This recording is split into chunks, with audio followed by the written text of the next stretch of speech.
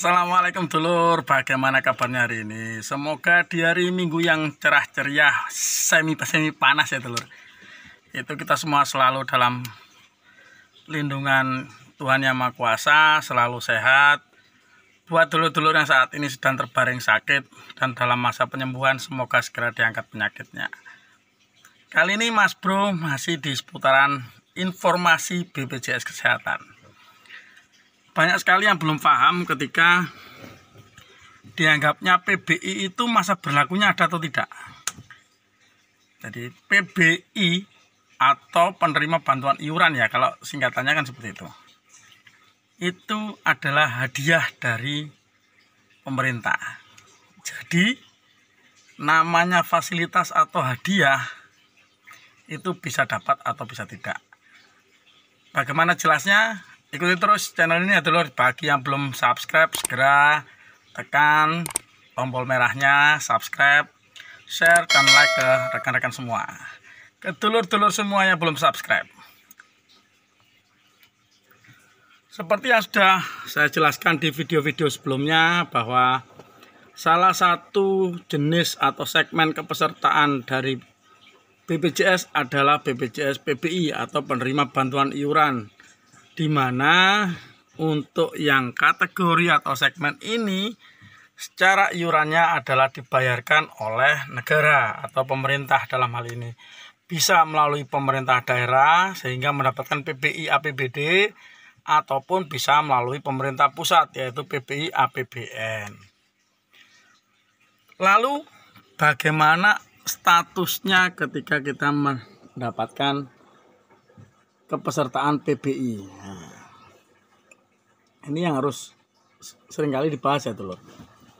Jadi banyak sekali yang kepingin mendaftar ya, banyak sekali yang kepingin mendaftarkan untuk mendapatkan fasilitas kepesertaan PBI. Sekali lagi di channel ini saya sampaikan bahwa untuk fasilitas ataupun segmen peserta PBI, yang pertama adalah keperuntukannya untuk keluarga prasejahtera atau yang biasanya mendapatkan bantuan dari pemerintah, bisa PKH, bisa BPNT, bisa BLT ya.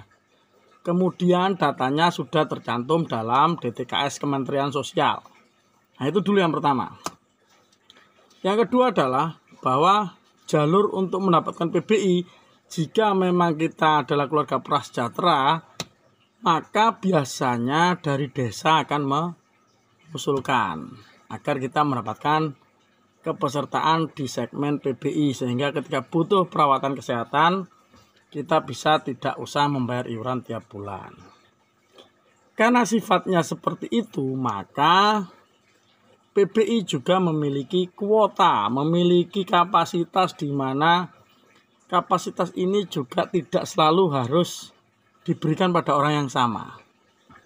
Maksudnya begini, jika saat ini kita mendapatkan segmen PBI, APBN, saya contohkan APBN, maka kita harus selalu sering-sering melakukan pengecekan terhadap status PBI kita. Karena apa? Kepesertaan PBI kita itu tidak melekat selamanya kepada kita. Terutama ketika kita menerima manfaat sebagai penerima PBI, itu tidak pernah kita gunakan fasilitasnya. Jadi kita tahu nih bahwa kita menjadi peserta BPJS PBI, tetapi karena tidak pernah sakit atau sakitnya hanya sakit ringan saja, sehingga fasilitas PBI-nya tidak pernah digunakan. Nah, itu hati-hati. Itu harus sering-sering dilakukan pengecekan. Karena apa? Bisa jadi ketika nanti kita suatu saat butuh, ternyata status kartunya adalah tidak aktif karena harus digantikan oleh orang lain. Kuotanya digunakan oleh orang yang lebih membutuhkan. Jadi secara sistem nanti akan terbaca, oh penerima PBI ini tidak pernah menggunakan fasilitasnya. Oke lah, kalau gitu kita gantikan ke orang yang lain. Itu secara sistemnya di pemerintah dulur. Ya. Karena pengguna anggarannya adalah Kementerian Kesehatan, maka yang punya jatah atau wewenang untuk memberikan PBI adalah Kementerian Kesehatan. Secara data memang diberikan dari Kementerian Sosial kemudian lanjut ke BPJS Kesehatan.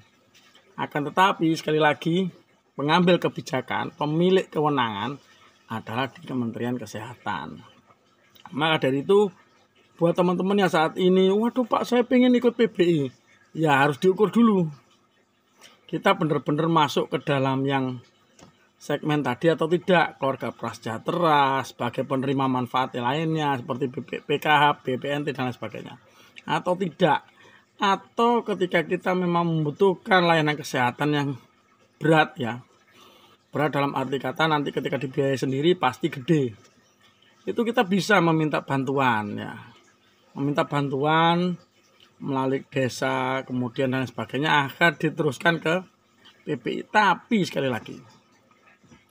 lagi saya ingatkan bahwa PBI ini tidak bisa misalnya sekarang buat sekarang jadi atau sekarang buat 5 hari jadi, nggak bisa. Bahkan ada yang sampai berbulan-bulan karena nunggu kuotanya tadi belum bisa, belum dapat. Maka dari itu banyak hal yang harus kita cermati ya, terutama ketika kita menjadi peserta BPJS PBI. Sering-seringlah melakukan pengecekan status kita di Cikapandawa, di JKN Mobile ya, atau kita bisa lakukan melalui Facebook ke BPJS Official ya, kemudian Instagram juga ada, Twitter juga ada. Cek statusnya saja. Semua bisa kok lakukan cek status sekarang, hanya tinggal memasukkan nomor induk kependudukan ataupun nomor kartu BPJS kita. Itu ya dulur. Jadi sekali lagi PBI tidak berlaku untuk selamanya. Suatu saat bisa diambil tanpa kita tahu, suatu saat bisa dinonaktifkan tanpa kita tahu. Maka dari itu sering-seringlah melakukan pengecekan terhadap status kepesertaan PBI kita. Jangan lupa yang belum subscribe ke channelnya Mas Bro, segera subscribe. Agar channel ini bisa segera berkembang, bisa selalu memberikan informasi serta tambahan wawasan tentang BPJS, bansos, serta layanan publik lainnya. Matur nuwun dulur.